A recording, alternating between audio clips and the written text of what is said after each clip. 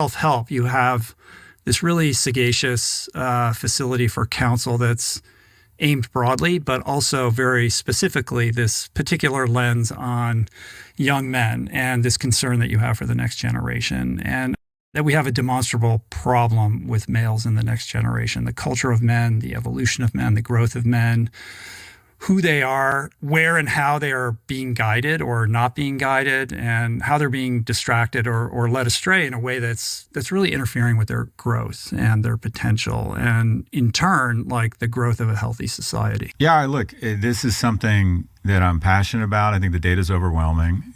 3 times as likely to be addicted, 4 times as likely to kill themselves as women, 12 times likely to be incarcerated, 70% of opioid epidemic. We don't have a homeless problem. We don't have an opioid problem.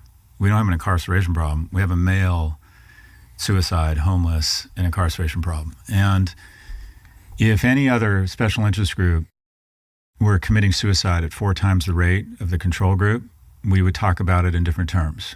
We would talk about the need for social programs, intervention, empathy. But when something like this happens to young men, there's a lack of empathy. You hear words like accountability, or if they were just more in touch with their emotions. And I think that's really gotten in the way of a productive conversation.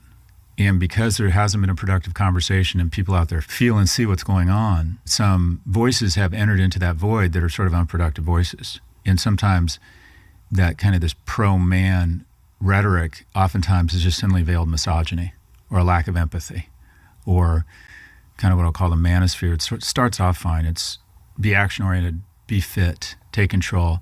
But then it goes to really weird places that treats women as property, or talks about immigrants taking your job, or just sign up for my crypto university. It just goes to weird places.